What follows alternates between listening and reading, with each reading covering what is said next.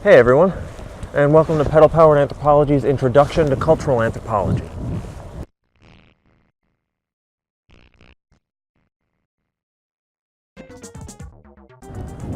Cultural anthropologists study humans through the study of human cultures. And culture in and of itself is kind of a funny thing. It doesn't exist by itself as a concrete object. It's not a biological entity, it's not a tree, it's not a rock. We may have cultural understanding attached to those things, but they in and of themselves are not cultural. So because of that, if you haven't either been formally trained in it or at least been specifically mindful of it, it can be kind of difficult to separate, to sort of see that line between what's cultural and what isn't as far as humans are concerned. And yet, humans are so completely dependent upon it. And because of that sort of inextricable link between humans and culture, cultural anthropology can really sort of neatly overlap with the other fields of anthropology and what it is they're up to. Biological anthropologists, they study the biological origins of humans. So they're looking at non-human primates and studying the fossil record to get an idea of when our lineage sort of diverged from that of our non-human closest cousins. But they're also essentially examining that split of when our lineage began to move closer toward becoming dependent upon culture to get us by. So that question of the emergence of the human lineage is just as much a question of human evolution as it is cultural evolution. So it's just as much within the realm of the cultural anthropologist as it is the biological anthropologist. And looking at archaeology, archaeologists study the remains of human cultures after the humans have left. They may still be alive and somewhere else, all well and good, but where they were, they have left behind biological remains and cultural artifacts that give clues as to what was going on there while they were there. And linguistic anthropology, when you take a look at language, language is an aspect of culture. It's arguably the most significant aspect of culture, but it's an aspect of culture. It doesn't exist other than in our minds until we create something like an alphabet. So cultural anthropology really sort of neatly overlaps with all of the other fields of anthropology, and I almost kind of feel like it's treated as the anthropology to some extent. But somewhat counterintuitively and slightly paradoxically, it's not often so clear what cultural anthropologists do, especially when compared to the other fields of anthropology. Biological anthropologists studying the fossil record, studying forensics, studying human variation, studying non-human primates, studying primate social groups, or archaeologists studying ancient ruins or ancient texts, or ancient human remains or ancient weapons or tools, and linguists studying the relationship between something like English and German or French and Spanish. All of these things, you may have no interest at all in studying them personally, but you can still understand what it is they're studying. Whereas with cultural anthropology, I mean, aside from how cool it is to go and live in a remote area with a remote tribe or something like that, how is what they're doing any more than a glorified vacation? And why exactly are they getting paid to do this? So, bearing that in mind, I met with anthropologist Debra Caspin at Rhode Island College, and we talked for a while about her own perspectives, her history in the field, and her own fieldwork, and how sort of what she considers her fieldwork site, the population she studies and the region she studies, has sort of grown closer and closer to home, and it's encompassed a smaller and smaller bubble around her. And I think it imparts a really good understanding of how cultural anthropology and how the perspectives of a cultural anthropologist can help you, can benefit you in your day-to-day life, whether you're a cultural anthropologist or whether you're a banker, or whether it's just how you interact with things as you go about your life. My name is Debra Caspin. I teach cultural anthropology at Rhode Island College. I got my master's degree and PhD in anthropology from the University of Chicago, and I completed my PhD in 1990. My first field work was in Malawi, which is in Central Africa, South Central Africa, and I was there for 3 years from 1983 to 1986. And in that context, that was basically the foundation for not only my dissertation, but most of the courses that I taught at University of Virginia and at Yale, and also for my publications. And so I was able to do a significant amount of research on and in South Africa. My second major fieldwork site was in Massachusetts. This was right after I left Yale. I spent 3 years living with modern Orthodox Jews in Massachusetts, and this became a very different kind of fieldwork project, but just as interesting as anything I did in Malawi. Culture is everything that we learn as members of society that is not given in our biological makeup. So everything from the language we speak, to the clothes that we wear, to our aspirations for our own lives, to the way we raise our children, to the way we bury our dead. Everything that we do that is learned. And what anthropologists will often say or assume is that culture has a number of characteristics. It's habitual, it's internalized. Once you learn it as part of your interior makeup, you don't have to sort of think about it. It's symbolically coded. So people operate in terms of these complex symbol systems. It really does distinguish human beings from other kinds of, certainly all other animals and even primates too. So, and this is the thing about culture, about human beings and their culture systems. They can be transmitted from one generation to another. They can be taught to somebody who's alien to your culture. I could go to Malawi and learn all kinds of aspects of that culture. I could go to this Orthodox Jewish community in Massachusetts and learn how not to violate the rules of the kosher kitchen, unless I was pissed off. But actually, that's another thing. You can learn, as a function of culture, you can learn how to get somebody that you really want to get. Yeah. So it's not just about getting along, it's learning how to, the symbolic tools with which you communicate complex things to other people. So that's kind of the totality of what culture is. It's everything that's learned, symbolic, patterned, and transmittable from one person to the next, one generation to the next, and so on. And this is kind of the distinctive feature of human beings as opposed to all other animals, so far as we know. We take that as our premise. What we're looking at is all these aspects of human life that is culturally shaped. And then what we're looking at is, as a field of study, is how human beings operate, live their lives in their social context. So we're not looking at the individual biography, unless the individual biography is looked at in the service of understanding a larger social system. And we're not looking at, although we may look at historical events, we're not just putting together a string of historical events that happen in a chronological order. We're looking at historical events as they illuminate aspects of a larger society. So we take the society as our frame of reference for looking at how people function with each other, and we look at the culture of the people that we're studying as a way of getting an appreciation, an understanding of how life, the world, the community, and so on looks to the people who are experiencing it. My fieldwork in Malawi was kind of classic cultural anthropological experience because it was very other.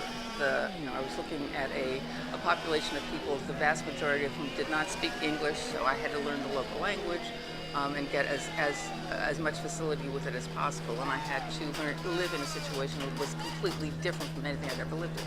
I was living in a village with where the houses were made out of mud and thatch. There were a few houses made out of brick and with tin roofs, but mostly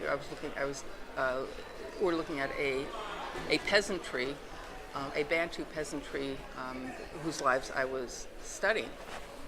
But it kind of didn't matter whether I was talking to government officials in the capital city or I was at university talking to professors, or I was in the village. All of it was alien to me. Yeah.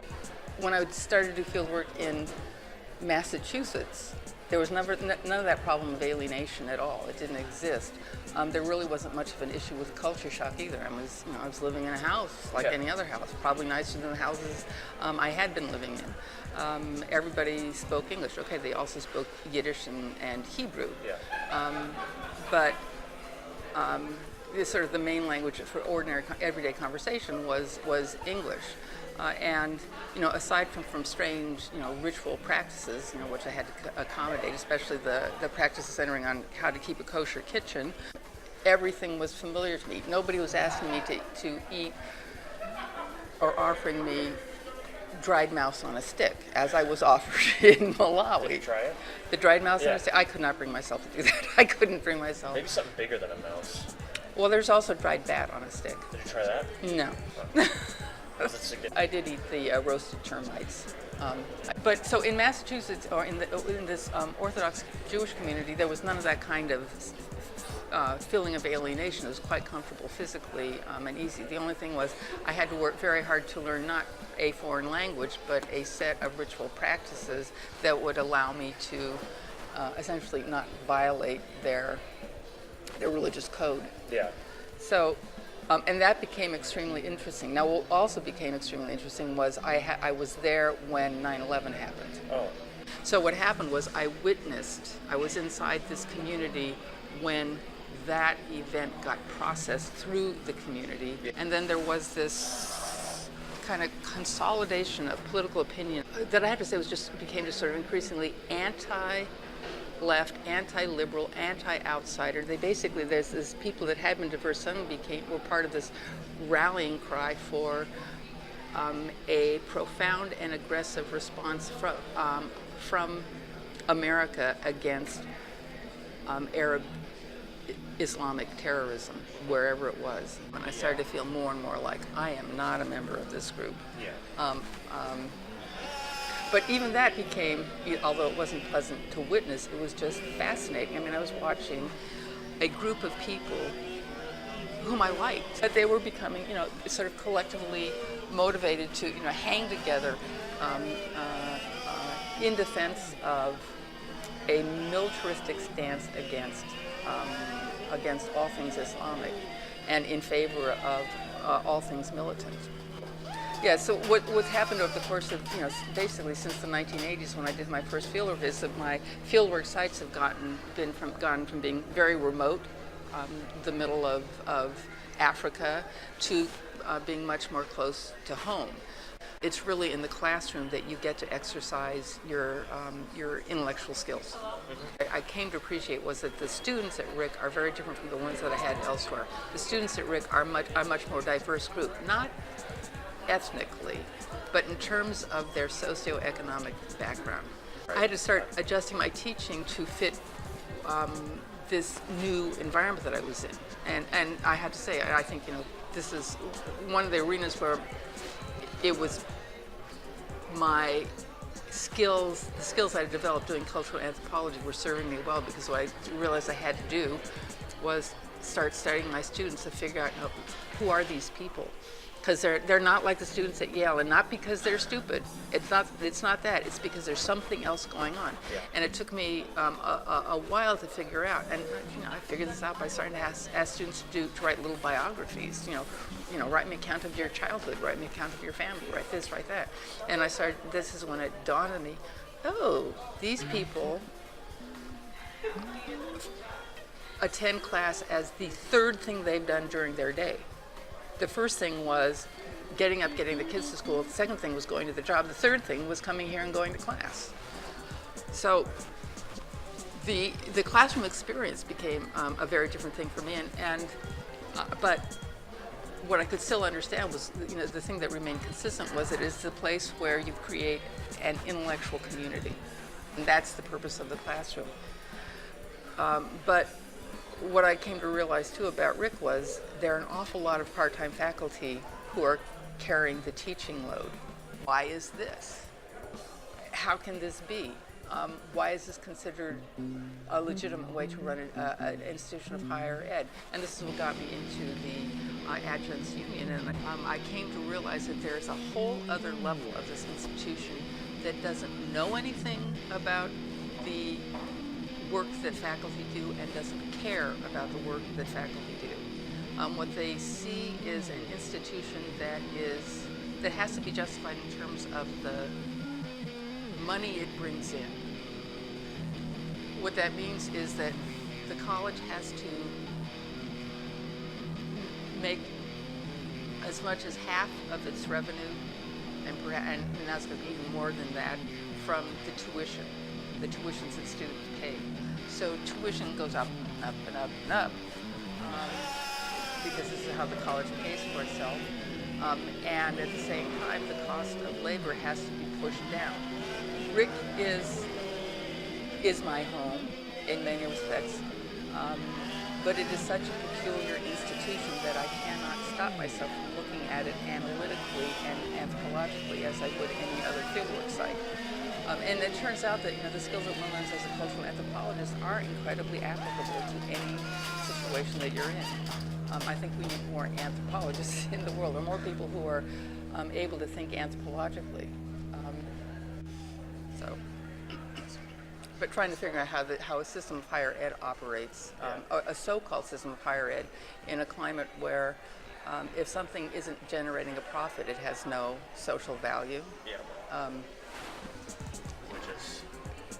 Basically, it's the end of higher ed, so, yeah. Or at least affordable higher ed for working class students. Well, that certainly seemed to escalate quickly, but that is cultural anthropology, and those are the types of things that cultural anthropologists study in the field, and just generally speaking, the types of perspectives that they have as academic professionals. And as you heard and saw, it's not always the best of news what you learn, what you find out, but it does help to understand the inner workings of different institutions and things that you might take for granted. How they do things on a bureaucratic level might drive you nuts, but at least upon understanding them, you can contextualize institutional behavior, maybe understand it a little bit more, and maybe even work to enact change that's longer than the text that can fit on a meme on Facebook. So, thank you for watching. I hope you've enjoyed it. I have to stop talking and focus more on the traffic at this point. So, hope you've enjoyed it. If you did enjoy it, click like. If you really enjoy it, click subscribe. And if you have any questions or comments, suggestions, any of that, feel free to get in touch.